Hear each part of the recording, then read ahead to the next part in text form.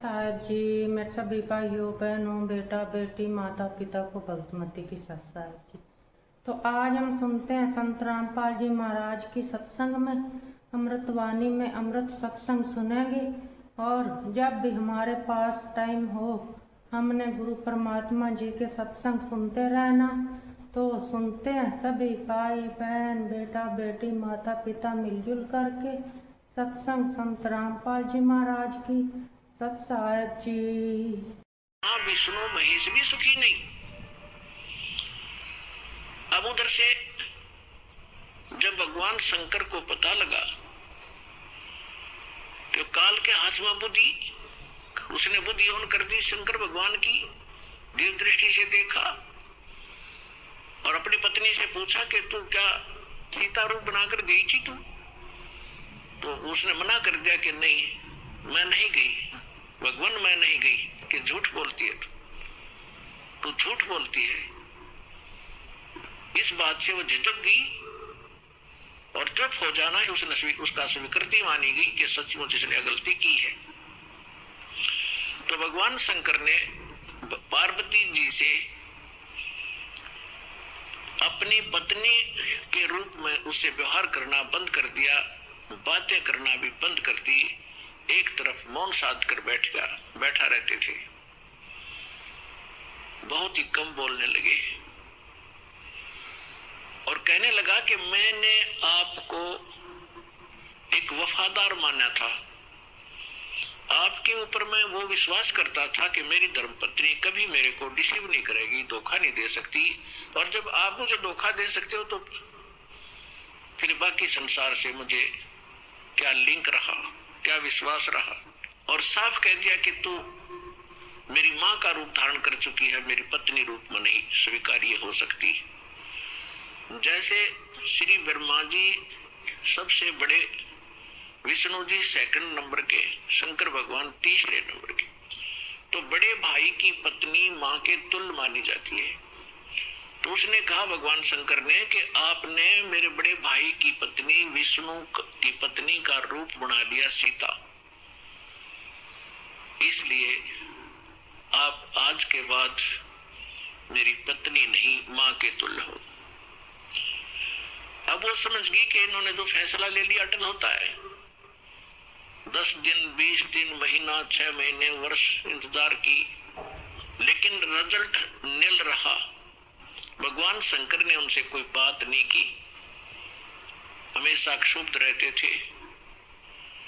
तो पार्वती, अब माँ लड़की को क्या होता है, जब ससुराल के अंदर दुख होता है तो अपने पीहर को जाने की सोचती है, उसका तीसरा विकल्प नहीं होता। तो पार्वती ने सोचा कुछ दिन अपने घर चली जाती हूँ, इनका दिमाग ठीक हो जाएगा। ये सोचकर पार्वती अपने पिता दक्ष के घर पे आ गई। और राजा दक्ष ने उस समय एक यज्ञ कर रखा था और एक नियम है ब्राह्मणों ने बना रखा था, ऋषियों ने, कि जब भी कोई यज्ञ करे तो अपनी सभी बेटियों को, संबंधियों को और उनके पतियों को, दामादों को आमंत्रित किया जाए और प्रतिदिन उनको आदर के साथ उनको प्रतिदिन दक्षिणा दी जाए जैसे ब्राह्मणों को देते हैं। तो ऐसा नियम था कि जितनी भी राजा दक्ष की अन्य बेटियां थी वो सभी आमंत्रित थी और उनके पति यानी दामाद भी आमंत्रित थे। सबके आसन उचित स्थान पर सबको बैठा रखा था। जितने समय तक यज्ञ का और सत्संग का प्रयोजन चलता था, 2-4 घंटे 10 घंटे, तो उस समय सभी अपने अपने आसन पर विराजमान रहते थे। और किसी भी कारण से कोई लड़की का पति नहीं आ सका तो उसका आसन लगाया जाता था, खाली छोड़ा जाता था और सबको जो भी दक्षिणा दी जाती थी उसका भी उसके ऊपर भाग प्रतिदिन रखा जाता था आसन पर। तो जो ही पार्वती जी उस अपने घर पे पहुंची, पता चला कि पिताजी ने यज्ञ कर रखा है और ये यज्ञ 2-3 दिन से चल रहा है। अब सारे यज्ञ मंडप में घूम के पिता के सामने पहुंची। पिताजी ने मुंह मोड़ लिया, क्योंकि पार्वती जी ने राजा दक्ष के मर्जी के विरुद्ध भगवान शंकर से विवाह किया था, जिस कारण से पिता अक्षुब्ध था। जब पिताजी ने ठीक से बात नहीं की, ये भी नहीं कहा कि आगे बेटी, तो पार्वती महादुखी हुई, अपनी माँ के पास घर पे पहुंची। बेटी माँ को ही उलाने दिया करती है, माँ के सामने अपना दुख रोया करती है। अपनी माँ के सामने जाकर कहा कि माँ, तुमने ऐसा भेदभाव हमारे साथ क्यों किया? आपने सभी अन्य मेरी बहनों के पति भी बुला रखे हैं, बहनों को भी आमंत्रित किया है, आपने हमें ना बुलाया ना आमंत्रित किया। और जिन बहनों के पति नहीं आए उनका आसन लगा रखा है, उनका भाग सबको दिया जा रहा है। आपने न तो अपने दामाद का आसन लगवा रखा है, ना ही उनको आमंत्रित किया है और ना मुझे आमंत्रित किया। अब माँ ने कहा कि बेटी, ना तो आप मेरी बात मानती, ना तेरा पिता मानता, तू जाने तेरा बाप जाने, उनसे बात कर। अपनी मर्जी से तूने विवाह किया, जिस कारण से वो दुखी है तेरे से। वो फिर अपने पिता के पास गई और दक्ष से कहा कि पिताजी, आपने न तो हमें आमंत्रित किया और न ही आपने अपने दामाद को बुलाया, ना उनका कोई भाग आसन आपने लगा रखा है, ना उनका हिस्सा निकाल रहे हो। तब दक्ष ने कहा कि तू आई किस लिए यहाँ पर? तेरे को किसने आमंत्रित किया था? अपनी मर्जी से विवाह किया था, रहे उसके साथ, उस जंगली के साथ रहे। ऐसी बहुत सी बातें बकवास की। तो पार्वती ने देखा कि भगवान शिव अब मुझे स्वीकार करेगा नहीं, घर में मेरा सत्कार नहीं। उसी समय एक हवन कुंड बना रखा था, उसमें अच्छे घेर कर एक क्विंटल लकड़ और घेरे थे, चारों तरफ से डाल रहे थे वह ब्राह्मण ऋषि। घी पूरा बकड़ बड़ा था, पूरी लो लकड़े थी उसमें। तो पार्वती जी यानी दक्ष की बेटी उस हवन कुंड में छलांग लगाएगी, आज तुम दा कर लिया।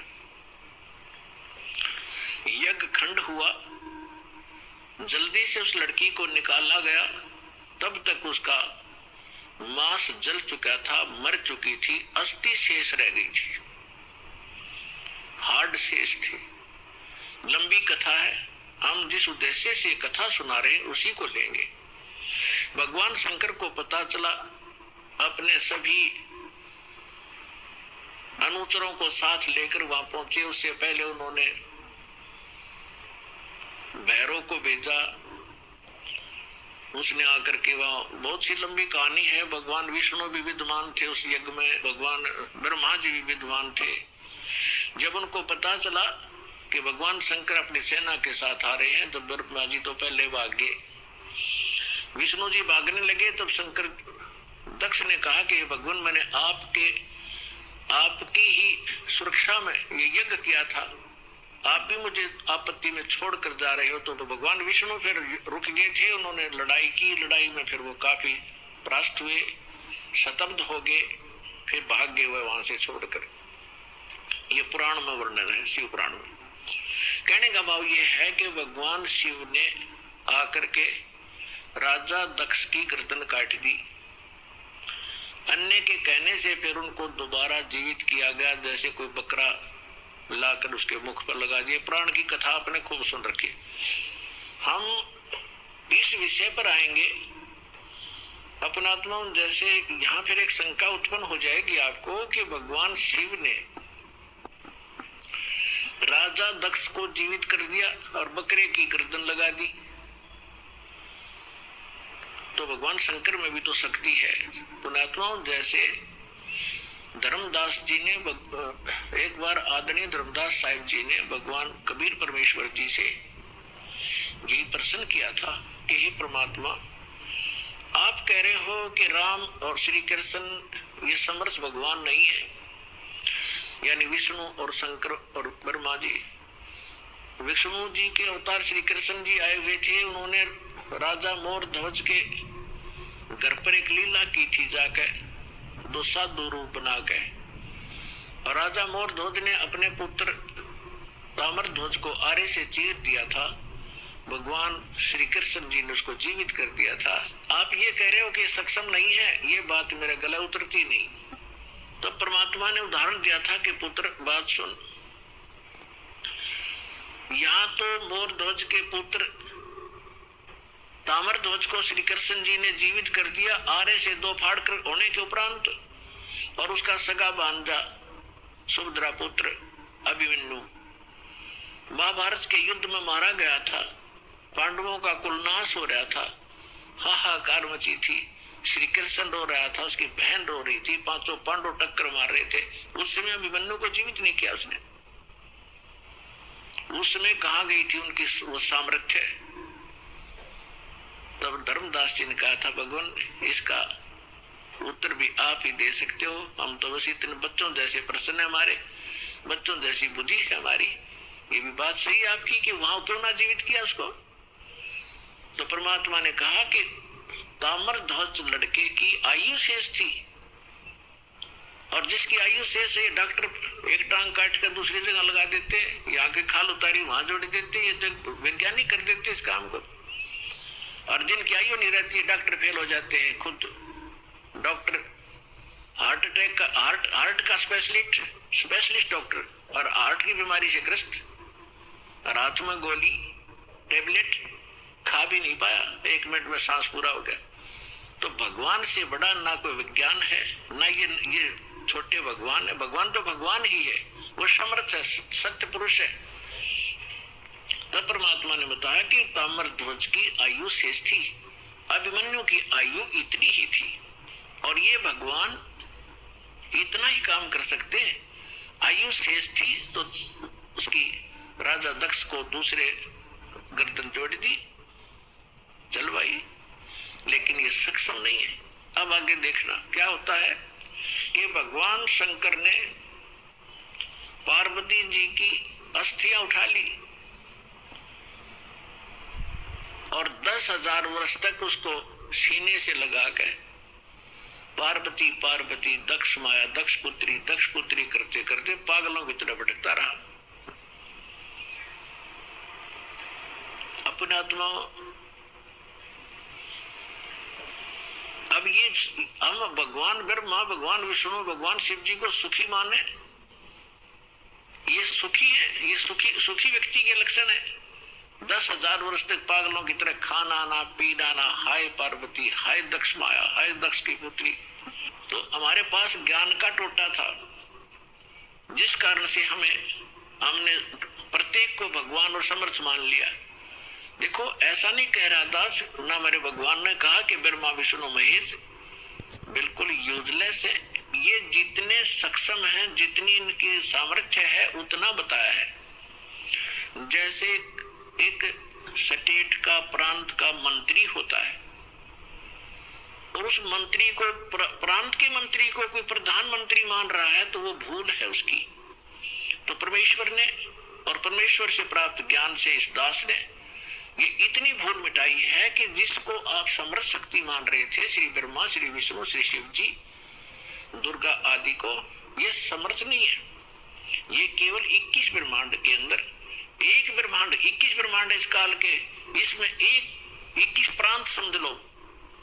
एक प्रांत में ये एक विभाग के मंत्री है। रजोगुण विभाग के ब्रह्मा जी, सतोगुण विभाग के विष्णु जी, तमोगुण विभाग के शंकर जी, बस इतने मालिक है ये। और ये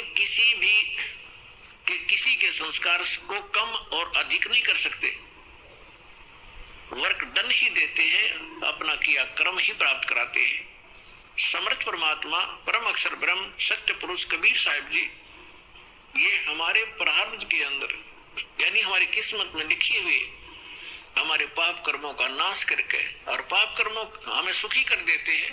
हमारी मृत्यु होनी हो उसको टाल देते हैं। हमारा और भी कोई आपत्ति होनी है, कोई अक्षति होनी है, उसको भी वो जो पाप कर्म से होनी थी, और पाप कर्म नाश हो गया, उस कर्म से ही तो हानि होनी थी, कर्म परमात्मा ने कैंसिल कर दिया तो सुख हुआ। तो ये केवल समरस परमात्मा ही कर सकते हैं। अब दास आज ये बता रहा था आपको कि परमात्मा ने हमें आकर के ये बताया है कि इस काल के लोक में और आप सुख खोज रहे हो। जिनको आप परमात्मा माना करते थे, थारे भगवान, आपके भगवान सुखी नहीं, कभी सपने में सुख नहीं हुआ उनको।